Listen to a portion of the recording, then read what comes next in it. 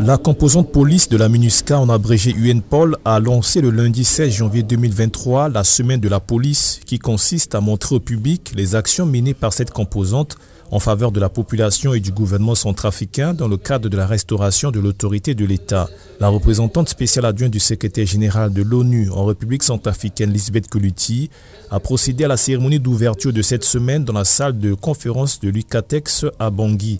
Était présent le commandant intérimaire de la force de la MINUSCA, le général de division Pedro Miguel Alves Gonçalves Soares, le directeur général de la police nationale centrafricaine, le général Bienvenu Zokwe, le président de la délégation spéciale de la ville de Bangui, Émile Gros-Raymond Nakombo, le chef de la section des affaires judiciaires et pénitentiaires de la MINUSCA, Frank Dalton, et le chef de la composante police de la MINUSCA, Christophe Bizimungu.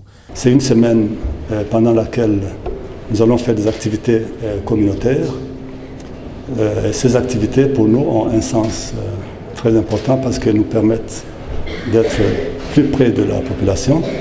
Le samedi à Boali, je pense que nous avons ciblé 200 familles vulnérables qui vont recevoir de très grandes quantités de vivres qui vont les aider pendant une certaine période.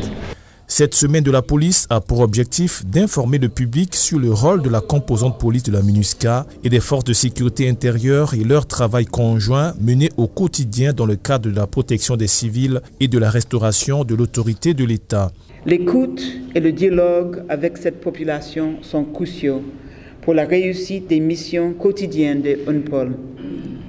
Plus important encore, cette proximité permet de consolider le climat de confiance et de contrecarrer les campagnes de désinformation et d'incitation à la violence. Plusieurs activités ont été organisées, entre autres les matchs de football, les activités de salubrité, le don de vivres à la population, le don de médicaments et de sang, les patrouilles conjointes de la composante police de la MINUSCA et des forces de sécurité intérieure et la sensibilisation des acteurs communautaires et des lycéens sur le mandat de la police des Nations Unies et les missions des forces de sécurité intérieure. La semaine de la police a été une occasion pour expliquer le mandat de la composante police à la population. On avait échangé à la police de la MINUSCA sur le thème du mandat des polices des Nations Unies. Et le mandat, c'était, dans ce mandat, ils ont 10 tâches. Et il nous a énuméré ces tâches-là. Le premier tâche, c'était la protection des civils. C'était vraiment trop bien parce que depuis, je ne sais pas ce qui c'est que le mandat de la police des Nations Unies. Et là, aujourd'hui, j'ai un peu d'idées sur ça. Une centaine de jeunes des lycées de Miskine, Marie-Jeanne Caron et de Barthélemy Boganda ont pris part à une session d'échange sur le mandat. Bénicia Maliké, élève au lycée de Miskine, se dit beaucoup touchée par les thèmes abordés sur la corruption et le chômage. Selon elle, ce sont des facteurs de déviance des jeunes et de la dégradation des tissus sociaux. Il est important, toujours selon elle, que le gouvernement et la jeunesse se mobilisent pour combattre ces maux sociaux en vue de son éradication. On a échangé sur beaucoup de thèmes.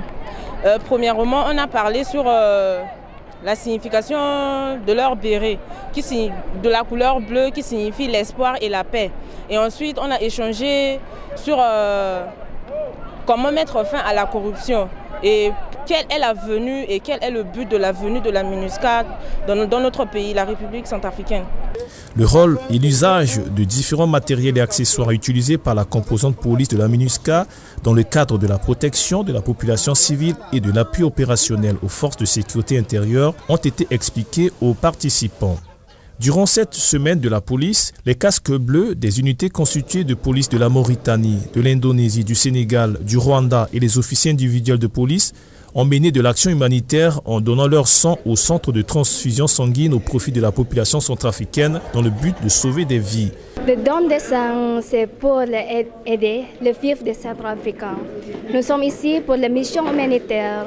Il est important de rappeler que le 28 juin et 3 juillet 2022, la composante police de la MINUSCA avait lancé une campagne de don de sang à Bangui.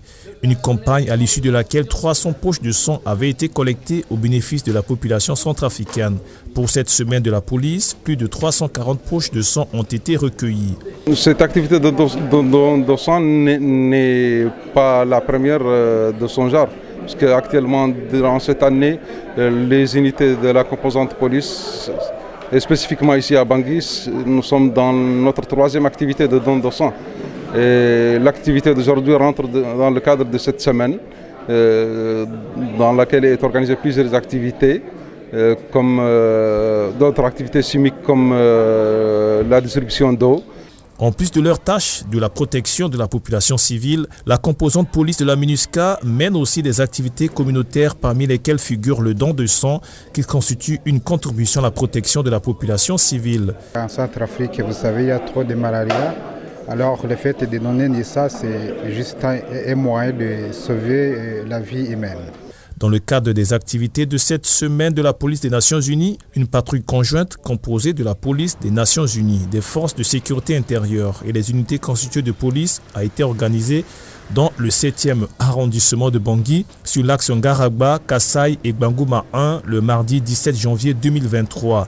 L'objectif est de sécuriser et de rassurer la population civile, de dissuader les malfaiteurs et de s'informer auprès de la population. Vous savez que dans ces derniers temps, le 7e arrondissement a été connu comme un lieu criminogène.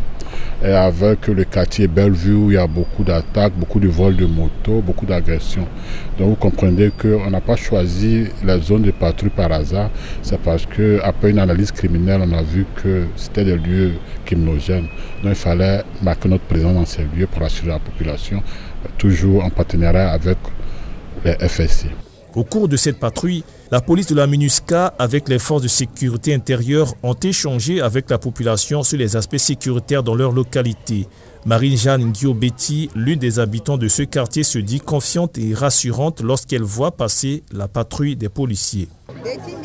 Je suis très contente de voir la police de mon pays, ensemble avec la police des Nations Unies, en train de faire la patrouille pour la sécurisation de notre quartier et surtout de recueillir les informations concernant notre quartier afin de ramener la quiétude.